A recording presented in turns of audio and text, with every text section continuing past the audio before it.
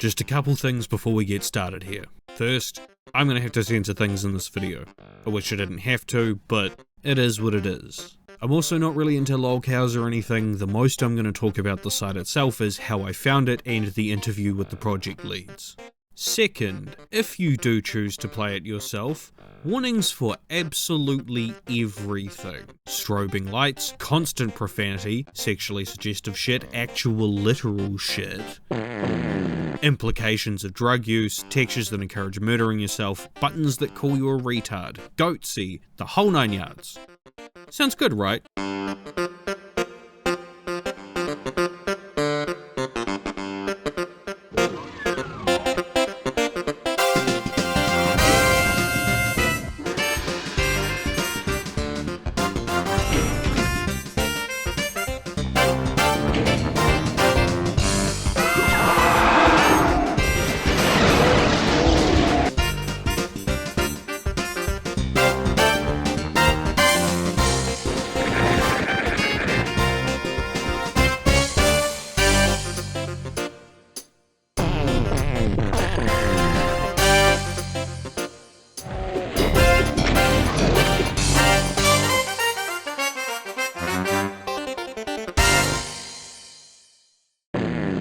So me finding out about the Kiwi Farms was pretty much fated to happen. I've watched Mad at the Internet for years. Triple cheddar, taco blend, quesadilla check, extra sharp cheddar. Wow, so many kinds of cheddar, chat. But I also used to watch Nick Recator's streams too. You know, before he became a lolcow. Fuck, remember these thumbnails? Nick and Noel did a good few crossover streams, and of course, the Kiwi Farms came up multiple times. I'd always meant to check out what was clearly a forum for the flightless, useless ropey bullbirds of my nation and their agrarian hobbies. But I didn't get around to it until March of 2019. Wait, it was 2019, right? Christchurch Mosque shooting. Yeah, see. Now, I didn't appreciate the government saying that I wasn't allowed to see the video. I'm an adult, I choose what I want to see or not. I especially don't trust people who banned one of the greatest sandbox shooters ever conceived. Just saying, that's a bit weird. At least the whole thing resulted in this fantastic letter from Joa himself. I responded, "Is this a joke? I'm not turning over information about my users. The person responsible for posting the video and manifesto PDF is myself. I feel real bad for you guys. You've got a quiet nation, and now this attack is going to be the first thing people think of the next 10 years when they hear of the name New Zealand." Yeah, I agree. NZ's a bit of a shithole. At least we do good music, though.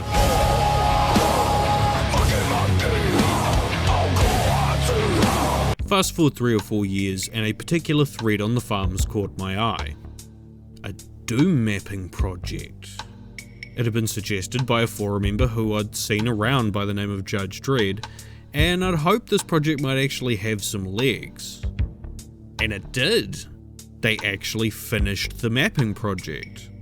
It was very amateurish, sure, because this was a lot of people's first ever time touching tools for Doom mapping, but I was still happy to see it exist in the first place. I gave it a go, wasn't really in the mood for it, but made a mental note to keep an eye out for a second Kiwi Farms Doom project. And lo, it was so.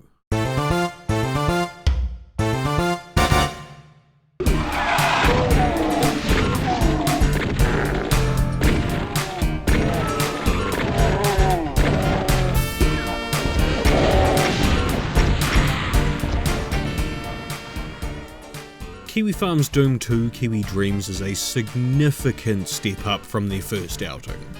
Right off the bat, before I say anything else, one of the things I have to give the mappers credit for is that they made me enjoy playing what is mostly vanilla gameplay. I made several attempts to play with gameplay mods, but KFD2's changes are extensive enough that using any mod fucked up something. Tangent aside, what that means is that encounter design and level flow pretty much have to carry all of that gun. Not to say every level does all those things perfectly, there were certainly times that felt like a grind, and there's one level I just outright don't fucking like. But the vast majority of KFD2 really made me rethink how I've been playing Doom for years, and start really enjoying myself again. If you're someone who's played a lot of Doom mods and you want a quick and dirty comparison, I honestly think KFD2 is on around about the level of something like Alphonzone, some of the coolest Doomer boards projects, and some of the joys of mapping projects. If you can bear with all the intentionally offensive shit and the very ESL writing, which to be fair does pretty accurately show the intentionally antagonistic behaviour of a lot of the forum's users. The second language word salad story at the start says a bunch of Kiwis have fallen into demon nightmare infested comas. You're going to incept yourself into their dreams and solve the issue with ultraviolence. This time around there's an avalanche of custom assets, a bunch of MIDI music the team have nicked, a big interactive hub map, NPCs with short dialogue trees, and fucking tons of in-jokes from the farms. If you've played stuff like Archie the Archonyx mod or the Nameless mod for Deus Ex, you already sort of know what this will be like. I am simply Walton Simons. But Kiwi Farms comes with far more profanity and edginess. For example, every time you hit escape to bring up the menu, you're greeted with Crunklord 420's plus nick license, a thing I think it's safe to say he does to keep retards and soy devs away from projects he's involved with. Hell, the first level you play could very well be the one that has the Nazi secret with the hanged troon and the fire blue floor swastika. Personally, I find this shit hilarious. For a while, it does get annoying eventually, as any intentionally grating contrarian humour tends to. I think I notice it more here though, because it means shit like them adding another line of text you have to skip through just to create an opportunity to print the word nigger one more time before you can get back to shooting demons. The chuds will also just ramble pointlessly at you sometimes, not detail your orders very well, or outright tell you to fuck off. Which again, to be fair, is an accurate representation of a lot of conversations on the farms. The orders they give you tend to be busy work bullshit though, jennying the literal shit spewing from the dream machine after a surprise, or having to power up the thermal generator to access the more difficult levels you could already see from the start. While I appreciate there's probably a lot of work under the hood to make all of this work, these side activities do just kinda distract from the fun of playing the levels. Coming from a variety of mappers, the levels have a variety of styles and scripting gimmicks that are at least respectable, if not always very fun. I won't cover everything, but here's a selection of my notables. Kiwi Station 13 is based on the Kiwi Farms' own Space Station 13 server they run. I have a grand total of like an hour's experience with SS13 altogether, most of which was just the launcher, let alone their server specifically, but it makes an interesting Doom level. It's also got 2 examples of the things that made me enjoy vanilla gameplay again. This super traditional Cyber Demon Telefrag with an invulnerability sphere behind you, and this really weird encounter with a spider mastermind. I really needed to find a way through this without shooting, because a fucking ton of monsters, including at least one archvile, flood into the room if you make any sound. I really want to emphasize that I appreciate the fuck out of all Dull Pencil's artwork in KFD2. I'm actually kinda butt mad about how good some of it is, because man do I hate his level. It starts off with a switch hunting sequence in gloom that is incredibly hard to see in. I ended up quick save scumming and redoing the sequence in different orders, trying to triangulate the location of the secret door that opens based on the sound from each final switch. It didn't work. I was also annoyed as fuck by the constant text pop-ups. I actually did like the middle section that just had normal gameplay and Nick Ricada incriminating himself. Mondegraph has always been into sucking And then it went out on a wet fart with an annoying ass song and a fight that I had to cheat through because, well, how am I meant to deal with this? Soytown is a tribute to Soyjack.party, a site and culture I have zero interest in, and it's kinda just a series of collect 5 minigames inside of another collect 5 minigame. It does have some fun mechanics though, with monsters dropping food for HP and armor, and money to buy guns and ammo throughout the level. It also has my favourite Pat Tomlinson joke about him running in pepperoni butchery out of his basement. Chaotic Fears 2 is a very cool concept level where a bunch of non-Euclidean challenge rooms are linked together by a hub containing a ghostly, I'm assuming immortal, cyber demon. As you play levels, you'll gain Sneed rank, which I'm assuming is what triggers stuff like the Paul Joseph Watson mid-boss, and lets you activate lots of things around the hub. There's even an archive you can unlock that lets you play the KFD1 levels. I needed rank 19 to be able to get into the exit door to the final boss of the mod, but when I'd done all the levels available to me, I only had a rank of 18. I made a wild assumption that a chud might be generous enough to give me one more rank like those toads in Super Mario 64 that give you free stars. And I was in luck. This chud wanted me to take a quiz in exchange for that last rank. And damn, there was only one question that took me more than one attempt. I won't spoil the final boss for you, but I will say he is telegraphed a few times throughout the mod, he has kick-ass boss music, and it's an entirely new enemy in terms of sprites and attacks.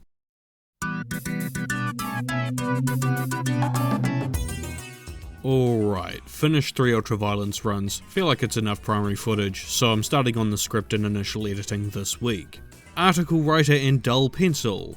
Would you guys be interested in answering a handful of questions about Kiwi Farms Doom 2 for the video? If so, how do you guys feel about Kiwi Farms Doom 2 now it's had a little time to get feedback from the farms? The reception was overall positive, except for a bunch of queers on 4chan VR who just couldn't get over the usage of the cyber chuddy. It's not like we had a choice. We lacked the resources and manpower to create more characters in 2D with full rotations. The constantly unhappy 3D cyber chuddy was a necessary compromise, and it did its job well as a counterpart to the autistic and, mostly, silent 2D Kiwi birds, background characters. Which is why for the next project, if you people want to see it of equal quality or better, we definitely need help on the team. What we especially need are mappers who understand scripting/coding for the hub. I tried to help with that, but I'm completely hopeless when it comes to scripting.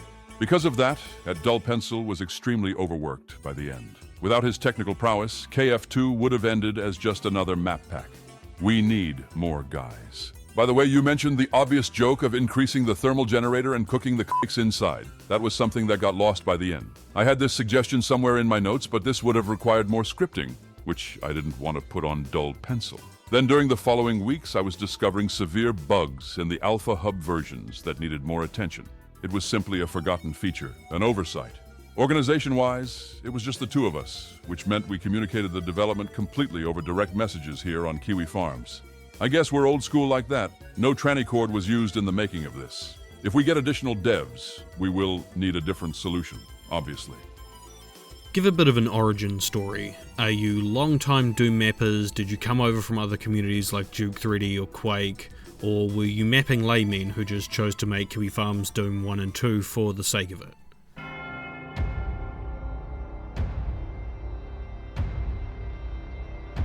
I was, and still am, a nobody who self-taught Doom mapping 10 plus years ago in Doom Builder 2, because I wanted to try out a new thing.